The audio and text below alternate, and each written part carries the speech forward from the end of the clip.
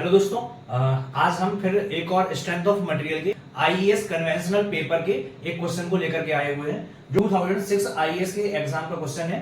और ये क्वेश्चन जो है वो 20 मार्क्स का है। ये क्वेश्चन बहुत ही ज्यादा सिंपल है। एक सिंपली सपोर्टेड बीम है जिसमें यूनिफॉर्मली डिस्ट्रीब्यूटेड लोड लगा हुआ है और यूनिफॉर्मली डिस्ट्रीब्यूटेड लोड लगा हुआ है और हमें परमिसिबल स्ट्रेस दिया हुआ है और उन परमिसिबल स्ट्रेस के बेसिस पे हमें लोडिंग पैटर्न बताना है, कितना लोडिंग रहेगा। ठीक है, तो ये क्वेश्चन तो देखने में बहुत सिंपल है, 20 मार्क्स का है। लेकिन इस 20 मार्क्स के क्वेश्चन को हर कोई सॉल्व कर लेगा, लेकिन हर कोई इसमें 20 मार्क्स में से 20 मार्क्स नहीं ले पाएगा। कोई इसमें 16 मार्क्स लेकर के जाएगा, कोई 18 मार्क्स लेकर के जाएगा और कोई 19 मार्क्स लेकर के जाएगा और सभी के आंसर सेम रहेंगे। तो आखिर कहां गलती हो जा रही है जिससे कि हमारे 3 से 4 नंबर चले जा रहे हैं। तो आइए हम समझते हैं इस क्वेश्चन को और हम डिटेल में आखिरी में डिस्कस करेंगे हम कहां पर गलती कर देते हैं जिससे हमारे आंसर में जो है 3 से 4 नंबर का डिफरेंस हो जाता है हमारे, जबकि आंसर सभी ने सेम किया होता है। ठीक है, तो चलिए पहले हम इस क्वेश्चन को सॉल्व करते हैं, समझते हैं, फिर उसके बाद बात करते हैं। ठीक है, मेरा नाम है आयुष कुचा और मैं अभी एनटीपीसी में काम कर रहा हूं और मेरा गेट एग्जाम के थ्रू कई सारी आईआईटीज में और कई सारी पीएसयूज में सिलेक्शन हुआ था। लेकिन अभी मैं आप लोगों की हेल्प के लिए आईएएस की कन्वेंशनल एग्जाम में जो भी क्वेश्चंस आते हैं उनके लिए एक सीरीज स्टार्ट कर रहा हूं जिसमें आपके आईएएस कन्वेंशनल में जो प्रीवियस ईयर में क्वेश्चंस आए हुए हैं एक क्विक रिकैप करवा रहा हूं जिससे कि आपको एग्जाम में बहुत ज्यादा आसानी हो। तो चलिए हम ऐसे ही क्वेश्चन को सॉल्व करते हैं। इसमें मुझे क्या दिया हुआ है, a timber beam 15 × 20 centimetre square uniformly distributed load over 4 metre simply supported beam, permissible stress 30 megapascal longitudinal and 3 megapascal transverse loading, transverse shear, calculate maximum loading. मैं क्वेश्चन को बहुत ही शॉर्ट फॉर्म में लिखा हूं केवल समझने के पर्पज से। ठीक है, तो हमें सबसे पहले क्या दिया हुआ है, यूनिफॉर्मली डिस्ट्रीब्यूटेड लोड है, पहली चीज क्लियर हो गई। किसमें, over 4 metre simply supported beam, तो 4 मीटर सिंपली सपोर्टेड बीम है। ठीक है, पहले तो हमारी सिंपली सपोर्टेड बीम हो गई, क्लियर। फिर हमें क्या दिया हुआ है, 4 मीटर लेंथ है इसकी,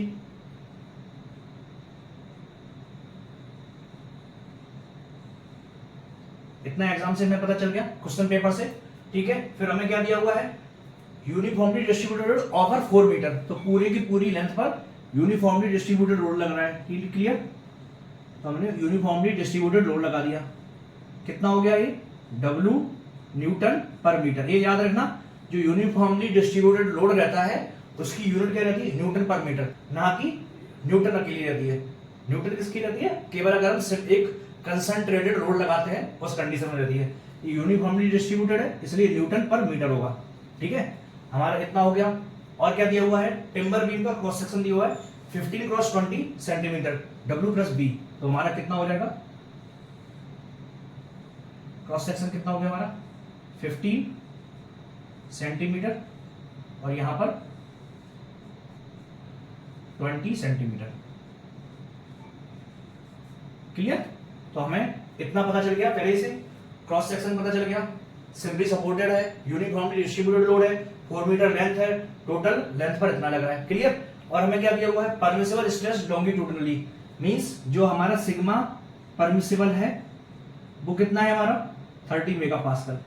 पहली कंडीशन हमें ये दी हुई है, फर्स्ट कंडीशन। ठीक है, सेकंड कंडीशन क्या दी हुई है हमें, ट्रांसवर्स लोडिंग में जो ट्रांसवर्स शियर पड़ेगा उसकी मैक्सिमम ट्रांसवर्स शियर कितना हो सकता है 3 मेगापास्कल। तो जो हमारा ट्रांसवर्स शियर लग रहा है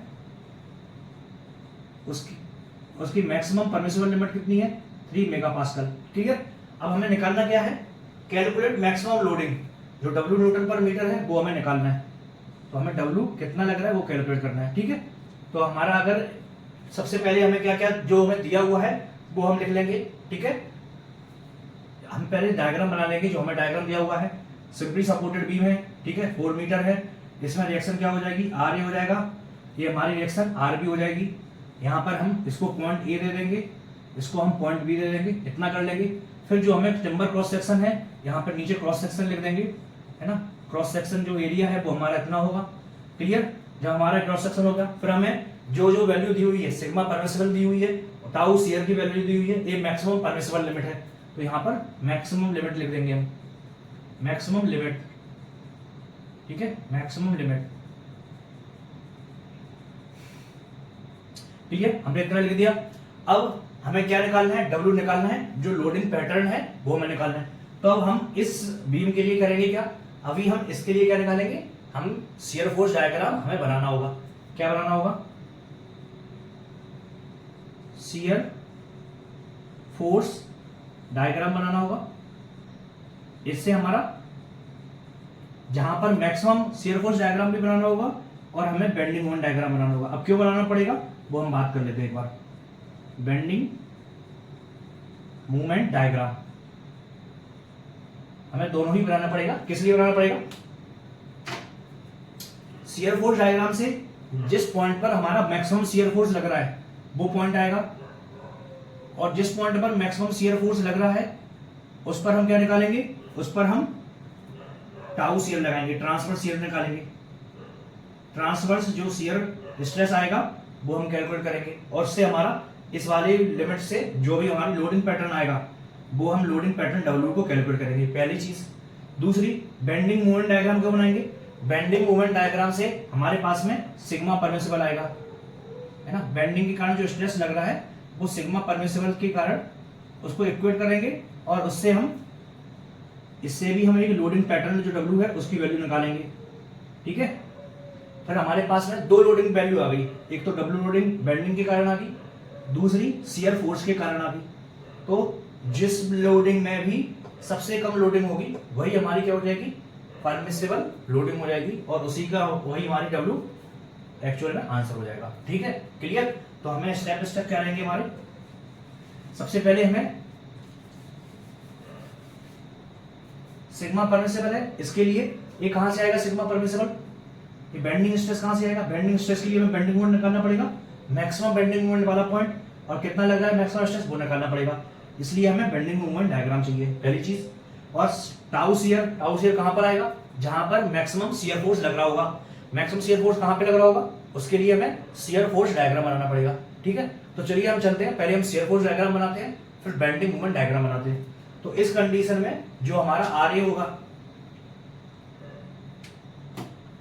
आर ए और आर बी, तो आर ए बराबर में R B is equal to क्या कर देंगे हम, जो टोटल लोडिंग है डब्ल्यू एल बाई टू, हम यहां पर इसमें लिख सकते हैं loading pattern is symmetrical, loading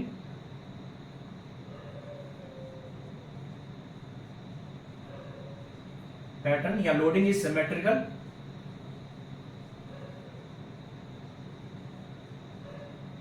अगर हमारी लोडिंग पैटर्न सिमेट्रिकल है तो होगा क्या, जो दोनों हमारे सिंपली सपोर्टेड में जो रिएक्शन आएंगी वो रिएक्शन फोर्सेस क्या होंगी, आपस में बराबर होंगी, और जितना भी लोडिंग लग रहा है उसका हाफ हो जाएगा। तो हमारा आर ए बराबर आर बी बराबर डब्ल्यू एल बाई टू हो गया। अब हम शियर फोर्स डायग्राम बनाएंगे, तो जो हमारा शियर फोर्स डायग्राम रहेगा वो देखो, हमें 20 मार्क्स का क्वेश्चन है तो हम छोटे में कैलकुलेट कर देंगे तो हमें आंसर नहीं मिलेगा, हमें नंबर नहीं मिलेंगे, इसलिए हमें 20 मार्क्स में 20 मार्क्स तभी मिलेंगे जब हम उनको लिंक करेंगे। एक क्वेश्चन तो सरल है लेकिन वो चाह रहा है कि आपको सारी चीजें पता है कि नहीं है और सभी चीजों को आप क्लियरली एक्सप्लेन कर पा रहे हैं कि नहीं कर पा रहे हैं। तो आपको पहले करना पड़ेगा सिग्मा परमिसिबल, तो यहाँ पे लिखना पड़ेगा आपको कि सिग्मा परमिसिबल वैल्यू के लिए हमें मैक्सिमम बेंडिंग मोमेंट चाहिए रहेगा, और मैक्सिमम बेंडिंग मोमेंट के लिए हमें बीएमडी डायग्राम चाहिए रहेगा, ठीक है। तो हम जैसे हमने ये लिख दिया, रिएक्शन निकाल दिया, रिएक्शन के बाद हम इसका शियर फोर्स डायग्राम बनाएंगे। तो शियर फोर्स डायग्राम कैसे बनेगा इसका, R A W L by two है, क्या लगेगा पॉजिटिव होगा। यहां पर भी लोडिंग पैटर्न के कारण जो हम शियर फोर्स डायग्राम बना रहे हैं उसमें भी हमें साइन कन्वेंशन का ध्यान रखना है, ठीक है। तो शियर फोर्स डायग्राम में जो साइन कन्वेंशन होता है वो अगर हमारा अपवार्ड डायरेक्शन में लग रहा है तो शियर फोर्स पॉजिटिव लिया जाता है, और नेगेटिव लग रहा है तो डाउनवर्ड डायरेक्शन में, ठीक है। तो हमारा जो लग रहा है डब्ल्यू वो हमारा ऊपर हो गया, आर ए कितना है डब्ल्यू एल बाई टू, ठीक है। फिर क्या हुआ, ये डाउनवर्ड डायरेक्शन लगा और हमारा ये यहां पे हो गया, तो हमारा इतना हो गया, लोडिंग पैटर्न बन गया हमारा। यहां पर हम क्या लिख देंगे, ये पॉइंट ए है, ये पॉइंट बी है, ठीक है। जहां पर हमारा जीरो हो रहा है उस पॉइंट का हमें क्या देना पड़ेगा, डिस्टेंस देना पड़ेगा। टोटल लेंथ कितनी है 4 मीटर है, तो ये कितने मीटर पे होगा, 2 मीटर पे होगा, क्योंकि हाफ डिस्टेंस पर जीरो हो जाएगा। इसकी लिमिट कितनी डब्ल्यू एल बाई टू, इसकी लिमिट कितनी है डब्ल्यू एल बाई टू। अब फिर यहां पर हम क्या लिखेंगे, maximum shear force, maximum shear force कितना लग रहा है, बराबर में WL/2। क्लियर। हमारा RA/RB से हमने शियर फोर्स निकाल दिया और शियर फोर्स डायग्राम बना दिया। यहाँ पे हम क्या लिखेंगे, शियर फोर्स डायग्राम। ठीक, अब हमें क्या बनाना है, bending moment diagram. Bending movement diagram. Bending movement diagram कैसा बनेगा हमारा, बेंडिंग मूवमेंट डायग्राम में भी हमें साइन कन्वेंशन का याद रखना है। कैसा, अगर हमारा ऐसा बन रहा है लोडिंग, तो अगर हमारी ऐसा बेंडिंग मूवमेंट अगर इस डायरेक्शन में है तो क्या होगा, हमारा हंसता हुआ चेहरा बन रहा है। अगर हंसता हुआ चेहरा बन रहा है तो पॉजिटिव होगा, है ना। जो खुश रहते हैं वो पॉजिटिव रहते हैं, है ना, और जो नेगेटिव रहते हैं वो कैसे होते हैं, नेगेटिव होते हैं, वो दुखी होते हैं। तो आपको दुखी नहीं होना, आपको पॉजिटिव होना है, क्योंकि आपके इसमें 20 में से 20 मार्क्स आएंगे। ठीक है, तो हमारा ऐसा होगा, तो आगे के कारण जो लोड लग रहा है वो ऐसा लग रहा है, बेंडिंग मूवमेंट, तो क्या आएगा हमारा कर्व, हमारा लगभग ऐसा आएगा। ठीक है, जो कर्व आएगा वो ऐसा आएगा। और हमें ये पता होना चाहिए मैक्सिमम बेंडिंग मोमेंट कहां पर आएगा, टॉप पर आएगा। तो कहां पे आएगा, हाफ डिस्टेंस पे आएगा, 2 मीटर डिस्टेंस का। ठीक है, ये हमारा ए पॉइंट हो गया, ये हमारा बी पॉइंट हो गया। अगर चाहे तो हम कैलकुलेट कर सकते हैं। तो आर ए बराबर में कितना है, यहाँ पर जब आपका डायग्राम बन गया तो फिर आर ए बराबर WL/2 और आर बी बराबर WL/2, ए भी लिख देना यहाँ पर। ठीक है, तो हम अगर कैलकुलेट करेंगे तो क्या हो जाएगा, 2 मीटर डिस्टेंस पर जो हमारा लोडिंग आएगा वो निकालते हैं, तो कितना हो जाएगा, आर बराबर कितना है, WL/2 into half distance 2 metre पे, इंटू में 2 हो गया। इसके कारण ऐसा लग रहा है, और इसके कारण कितना लग रहा है, नेगेटिव लग रहा है। माइनस ये कितनी है, W, लेंथ कितनी है, इसको हम लेंथ ही ले लेते हैं। ये हमारी कितनी L/2 है, तो L/2 हो गया। ठीक है, ये टोटल लेंथ अगर हमारी L है, ठीक है, तो इतनी डिस्टेंस कितनी हो गई, L/2 हो गई। तो RA के कारण L/2 डिस्टेंस पे जो लगेगा WL/2, RA इंटू में L/2 माइनस W है, W के कारण इतना, इतनी लोडिंग के कारण कितना हो गया, WL/2 टोटल लोड हो गया, और WL/2 टोटल लोड हो गया, W इंटू L/2 हो गया, और इसका यहां से डिस्टेंस कितना हो जाएगा, L/4। ठीक है, तो कितना हो जाएगा, फाइनली हमारा आंसर कितना आ जाएगा, WL²/8। जो मैक्सिमम बेंडिंग मोमेंट लगेगा वो कितना लगेगा, WL²/8। तो L की वैल्यू कितनी है हमारी, 4, तो कितना आ जाएगा, 2 टाइम्स ऑफ W, है ना। या फिर जैसे हमने यहाँ WL/2 लिखा हुआ है, तो ऐसे ही हम यहाँ पर क्या लिख देंगे, इसकी वैल्यू कितनी हो जाएगी, यहां पर हमें वैल्यू भी लिखना पड़ेगा, कितना हो जाएगा, WL²/8। ठीक है, तो फिर हमें जैसे हमने यहाँ पे लिखा हुआ था मैक्सिमम शियर फोर्स, जो भी आ रहा है ना इंपोर्टेंट चीज, उसको ब्रैकेट में रख देना है। जिससे होगा क्या, आपने बहुत लेंथी क्वेश्चन हल की सॉल्व किया हुआ है, लगभग होगा आपका 2 पेज का। अब 2 पेज में जो पहली बार में उसका नजर में आएगा, किसी भी एग्जामिनर को ज्यादा से ज्यादा टाइम नहीं चाहिए, उसको 20 कॉपी चेक करना है, 20 कॉपी के उसको, हर कॉपी के उसको 10 या 20 रुपए जो भी मिलते हो या 50 रुपए मिलते हो। अब उसको ज्यादा से ज्यादा रुपए कमाने हैं, तो वो पूरा क्वेश्चन पढ़ेगा तब जाकर के समझेगा। इससे अच्छा है कि आप उसको पहले ही ब्रैकेट में डाल दो, उसको पहले से ही लिख देना चाहिए, ये चीजें हाईलाइट है। आपकी कहीं गलती भी हो रही है तो उस चीज को मिस कर देगा, तो उस चीज को ना देखते हुए आपको इस चीज को देखा, अरे नहीं हाँ इसका आंसर ऐसे ही आ रहा है, ऐसे ही आ रहा है, ऐसे ही आ रहा है, तो इसलिए आप पहले ही हाईलाइट कर दो, जिससे कि आपकी छोटी मोटी मिस्टेक अगर कहीं एग्जाम में हुई भी है वो भी ओवरलुक हो जाएगी। ठीक है, तो आपने जैसे इसको कर दिया हाईलाइट, जो भी आपका मैक्सिमम शियर फोर्स, ये डायग्राम जरूर बनाना, जितने आपके डायग्राम रहेंगे chances of getting maximum mark is higher. ठीक है, तो फिर यहाँ पर एक हम लिख देंगे मैक्सिमम बेंडिंग मूवमेंट। तो मैक्सिमम बेंडिंग मूवमेंट हमारा कितना आ जाएगा, मैक्सिमम बेंडिंग मूवमेंट कितना हो जाएगा, WL²/8। तो हमने लिख दिया WL²/8 हो गया। अब इसको भी एक ब्रैकेट में लिख दो। अब क्या हो जाएगा, जब भी वो देखेगा एग्जामिनर, हाँ उसने इतना लिखा हुआ है, इतना लिखा हुआ है, मींस वो सही स्टेप फॉलो कर रहा है। एक तो आपकी क्या चेक हो गया, आपका स्टेप चेक हो गया कि आप सही प्रोसेस में के थ्रू जा रहे हैं। ठीक है, उससे सबसे पहले शियर फोर्स डायग्राम देगा, हाँ एक डायग्राम ये बनाया हुआ है, एक डायग्राम ये बनाया हुआ है, एक डायग्राम ये बनाया हुआ है, मींस जा तो सही रहा है वो। फिर तुमने मैक्सिमम शियर फोर्स लिख दिया, तो हाँ ठीक है उसकी वैल्यू भी सही आ रही है, ये लिख दिया, हाँ इसकी वैल्यू भी सही आ रही है। अब वो बाकी इतनी सारी चीजें एक एक चीज थोड़ी पड़ेगा, एक लाइन वाइज है, तो हाँ एक सरसरी नजर से भी देखेगा तो उसको पता चलेगा, हाँ ठीक है बंदे ने ये सही किया हुआ है, मींस उसके स्टेप भी सही है, डायग्राम भी सही है, 2-3 चीजें तो चेक हो गई। ठीक है, अब फिर जाकर के हम उसका कैलकुलेशन वाला पार्ट भी आ जाएगा, वो आखिरी में चेक हो जाता है सारे आंसर को मिला करके। ठीक है, तो अभी हमने क्या किया, मैक्सिमम शियर फोर्स निकाल दिया और मैक्सिमम बेंडिंग मोमेंट निकाल दिया, ठीक है। तब हम फर्स्ट कंडीशन पर आते हैं। फर्स्ट कंडीशन क्या, सिग्मा परमिसिबल, सिग्मा परमिसिबल बराबर में 30 मेगापास्कल है। तब हम क्या करेंगे, हम निकालेंगे बेंडिंग के कारण जो स्ट्रेस लग रहा है, सिग्मा बेंडिंग के कारण जो लगेगा वो कितना हो जाएगा, क्या होता है हमारा m अपॉन आई बराबर में सिग्मा अपॉन जे, सिग्मा अपॉन बाय, यही होता है ना। तो हमारा क्या हो जाएगा, सिग्मा बेंडिंग बराबर क्या हो जाएगा, m अपॉन आई इंटू में बाय बराबर में क्या हो गया हमारा, जो हमारा बेंडिंग स्ट्रेस लग रहा है वो हो जाएगा। इससे कैलकुलेट करते हैं, m अपॉन आई इंटू में बाय है, ठीक है। तो जो हमारा बेंडिंग मोमेंट डायग्राम बनेगा वो हमारा ऐसा बनेगा लगभग, ठीक है। जो हम अगर क्रॉस सेक्शन में बेंडिंग स्ट्रेस निकालेंगे तो हमारा सिग्मा मैक्सिमम बेंडिंग स्ट्रेस कितना आएगा, इसकी वैल्यू कितनी है हमारी 30 मेगापास्कल है, तो 30 मेगापास्कल रख दिया, क्लियर। बराबर में m की वैल्यू कितनी है हमारी, WL²/8 है, तो हमने WL²/8 रख दिया, क्लियर। अब बाय की वैल्यू कितनी है, इतनी डिस्टेंस होगी हमारी, कितनी हो गई 20/2, क्लियर।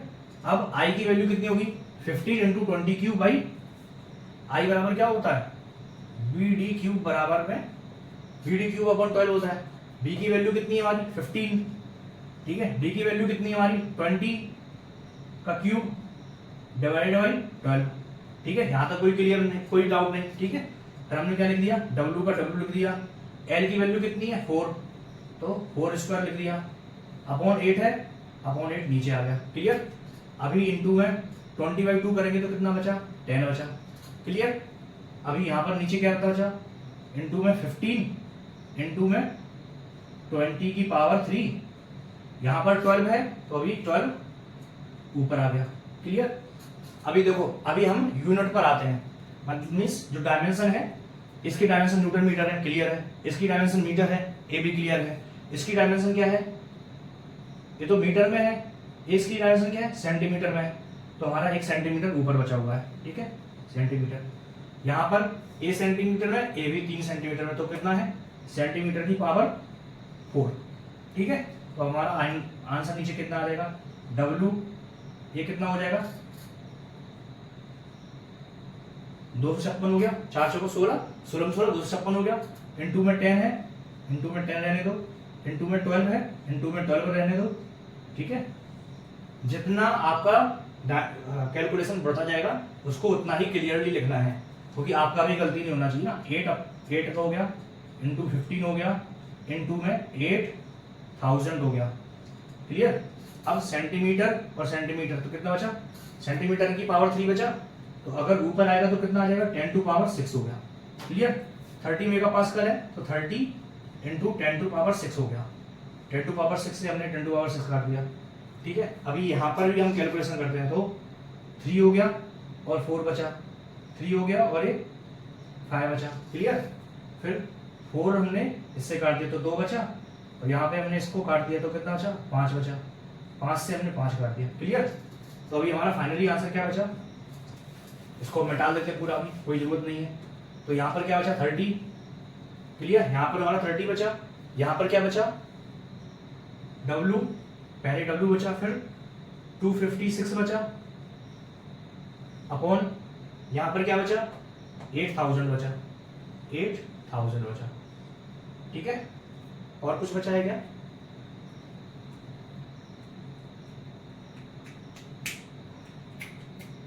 यहाँ पर 10 आया था, 12 आया, 256 बचा, ओके ओके ओके। यहाँ पर गलती हो गया, 4 की पावर 2 है तो 16 ही होगा यहाँ पर, ठीक है।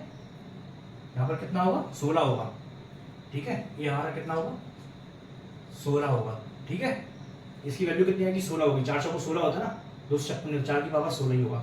यहाँ पर 16 आ गया, यहाँ पर 16 हो गया, ठीक है। तो हमारा W की वैल्यू कितनी होगी 30 इंटू में 8000 अपॉन 60, ठीक है, यही हो गया। तो हमारा 8 से हमारा ये कट गया तो कितना बचा 2 बचा, और यहाँ पर कितना बचा 15 बचा, तो W बराबर में कितना आ गया 15 किलो न्यूटन, क्लियर। तो बेंडिंग स्ट्रेस के कारण जो हमारा बेंडिंग स्ट्रेस लग रहा है सिग्मा परमिसिबल, इसके कारण जो हमारा लोडिंग आई वो कितनी आई 15 किलो न्यूटन आई, क्लियर। चलिए अब हम आगे बढ़ते हैं।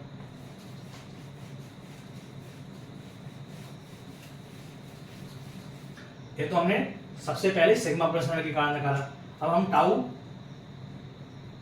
टाउ के कारण निकालते हैं। सेकंड सिचुएशन क्या हो जाएगी हमारी, टाउ शियर की हो जाएगी। तो हम टाउ शियर की केस में निकालेंगे। तब हम ट्रांसवर्स शियर फोर्स निकालेंगे, ठीक है। दूसरी कंडीशन में जो हमारा ट्रांसवर्स शियर फोर्स हो जाएगा वो कितना हो जाएगा, शियर स्ट्रेस लगेगा वो कितना हो जाएगा, S A by bar upon I B, ठीक है। फोर्स निकालना है, इसमें निकालना पड़ेगा।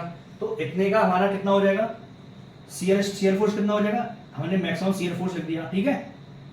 अब एरिया कितना है इसका, W/2 इंटू में बी, तो W/2 इंटू में बी हो गया। बाय बार कितना हो जाएगा हमारा, इतना W/2 और इसका भी सेंटर कितना हो जाएगा, W/4, ठीक है। अपॉन आई की वैल्यू कितनी हो जाएगी, W³ हो जाएगी, क्लियर। और बी है, बी हमारी ये वाली विड्थ है तो हमने बी लिख दिया, क्लियर। तो हमारा कितना हो जाएगा, हमारा बी से बी कट गया, W से हमारा W कट गया, तो हमारा कितना बचा, 12 ऊपर आ जाएगा और नीचे कितना आ जाएगा 8 और S maximum upon WB, clear. तो हमारा कितना आ जाएगा 3/2 जो शियर फोर्स मैक्सिमम लग रहा है वो अपॉन WB, क्लियर। तो हम कैलकुलेट करेंगे टाउ शियर की वैल्यू कितनी है 3 मेगापास्कल, 3 इंटू में 10⁶, ठीक है, बराबर में 3/2 हो गया। एक्स मैक्सिमम कितना लग रहा था, WL/2, यही आया था ना, WL/2, तो हमने यहां पर लग दिया 3/2। एक्स मैक्सिमम कितना है, WL/2 अपॉन कितना है, W इंटू में बी। W की वैल्यू कितनी है 20, बी की वैल्यू कितनी है 15, एक इसमें सेंटीमीटर में कितना हो जाएगा 10⁻⁻⁴, क्लियर। तो कितना हो जाएगा हमारा 3/2, 3 इंटू 10⁻⁶ का इतना ही रहेगा, इज इक्वल टू 3/2। W की वैल्यू नहीं पता हमें, ठीक है, और L की वैल्यू कितनी है हमारी 4 मीटर है, तो हमने 4 मीटर रख दिया। by2 है, हमने by2 नीचे रख दिया, क्लियर। ये 20 है, ये हमने 20 लिख दिया, ये 15 है, ये 15 लिख दिया, और 10⁻⁻⁴ है, ये हमारा ऊपर आ गया, तो 10⁻⁴ हो गया, क्लियर। यहां तक कोई डाउट नहीं। अब 2 और 2 4 कट गया, यहां से 3 कट गया, तो कितना बचा 10⁻⁶ बराबर में W इंटू 10⁻⁴ अपॉन 20 इंटू में 15, क्लियर। यही हो गया।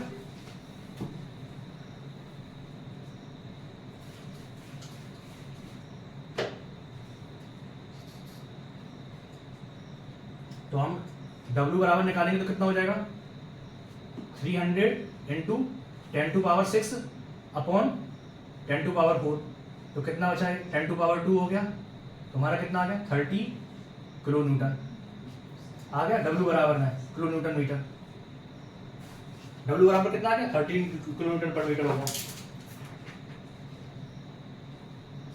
है ना। तो हमारा जब अगर हमारा शियर फोर्स लगेगा तो शियर फोर्स के कारण जो लोडिंग आ रही है वो कितनी आ रही है 30 किलो न्यूटन पर मीटर हो गई। इसको हमने फिर से एक ब्रैकेट के अंदर लिख दिया, ठीक है, क्लियर। अभी हम चलते हैं, अभी हमने क्या क्या कैलकुलेट किया है उसको फिर से हम फाइनल लिखते हैं। तो हमारा जो शियर स्ट्रेस के कारण लग रहा है मैक्सिमम ट्रांसवर्स शियर स्ट्रेस के कारण जो लोडिंग लग रहा है W बराबर में कितना आ सकता है 30 किलो न्यूटन पर मीटर, ठीक है। और दूसरा जो बेंडिंग के कारण मैक्सिमम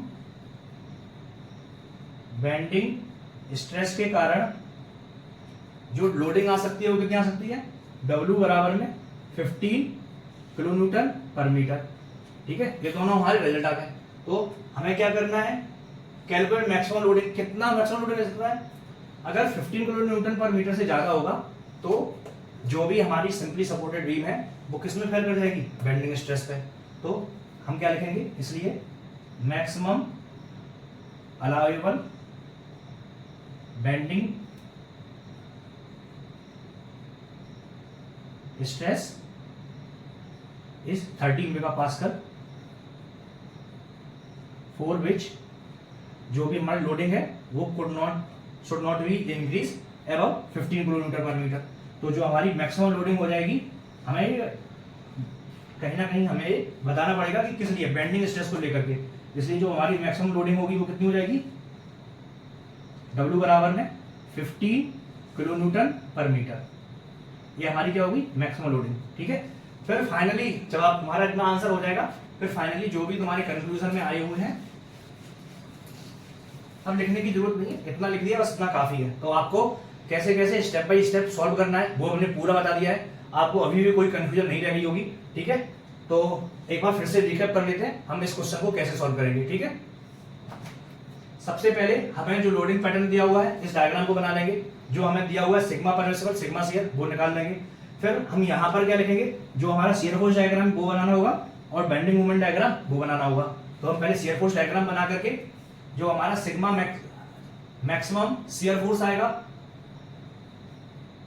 उसको निकाल देंगे, वो कितना आ जाएगा, WL/2 आ जाएगा। फिर जो मैक्सिमम बेंडिंग मूवमेंट आएगा वो निकाल देंगे, मैक्सिमम बेंडिंग मूवमेंट निकाल देंगे, वो कितना आ जाएगा, WL²/8।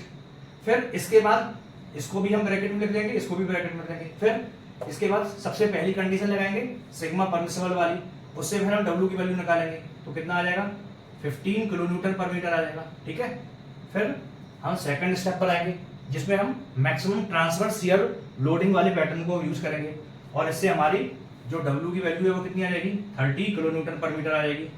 ठीक है, जो हम दोनों फाइनल वैल्यू है उनको हम आखिरी में लिख करके मैक्सिमम बेंडिंग स्ट्रेस को देखते हुए जो हमारी मैक्सिमम लोडिंग है वो हमारी कितनी रहेगी, 15 किलो न्यूटन पर मीटर रहेगी। ठीक है, तो आपको पूरा वीडियो अच्छे से समझ में आ गया होगा, और आपको क्या क्या गलती नहीं करना है और कैसे कैसे मैक्सिमम मार्क्स ले सकते हैं उसको हम एक बार बताते हैं। ठीक है, इसमें मार्क्स जो रहेंगे वो आपके शियर फोर्स डायग्राम भी बनाना है। 20 मार्क्स क्यों दे रहा है वो, 20 मार्क्स में से स्टेप मार्किंग 10 मार्क्स की रहेगी, जितना ज्यादा आपके स्टेप्स रहेंगे उतने आपके मार्क्स जोड़ रहेंगे। ठीक है, तो आपने अगर सिंपली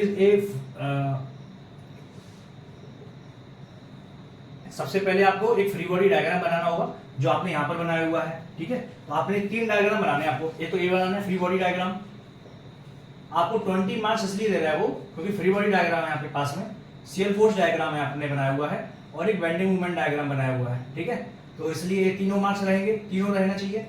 10 मार्क्स आपके स्टेप बाय स्टेप के होंगे क्योंकि आपको पहले शियर फोर्स डायग्राम से मैक्सिमम शियर फोर्स निकालना है, फिर जो मैक्सिमम शियर फोर्स रहेगा उसको भी आपको ब्रैकेट में लिखना है, जो मैक्सिमम बेंडिंग मूवमेंट आएगा उसको भी लिखना है, फिर बेंडिंग मूवमेंट और शियर स्ट्रेस दोनों के कारण फिर से कैलकुलेशन करना है। तो जो हमारा W की परमिसिबल वैल्यू आएगी वो निकालना है, और दोनों के कारण जो W की परमिसिबल वैल्यू आएगी वो निकालना है। ठीक है, जब आप इतना कर देंगे तो आपके 10 मार्क्स का स्टेप मार्किंग आपकी क्लियर होगी।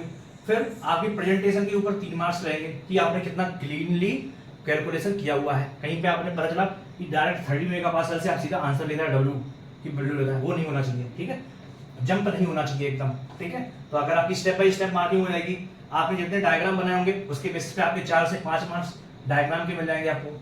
ठीक है, फिर आपने अगर पूरा कैलकुलेशन सही किया हुआ है, उसके आंसर भी सही आया हुआ है, तो आपको 2 से 3 मार्क्स उसके मिल जाएंगे। फिर फाइनली आपने कितना क्लीनलीनेस से आपने प्रेजेंट किया हुआ है उसके बेस पे आपको 3 मार्क्स मिल जाएंगे। ठीक है, तो इस टाइप से टोटल आपका एग्जाम में 20 मार्क्स के क्वेश्चन में आपकी मार्किंग रहेगी। ठीक है, तो अगर आपको ये वीडियो बहुत अच्छे से समझ में आया हो और इसके थ्रू आपकी मार्किंग सिस्टम समझ में आया हो तो आप इस वीडियो को जरूर लाइक कीजिएगा और इस चैनल को सब्सक्राइब कीजिएगा। मैं ऐसे ही और भी सारी कन्वेंशनल क्वेश्चंस की सीरीज ला रहा हूं, तो आप उनको जरूर देखिएगा। ठीक है, तब तक के लिए नमस्कार।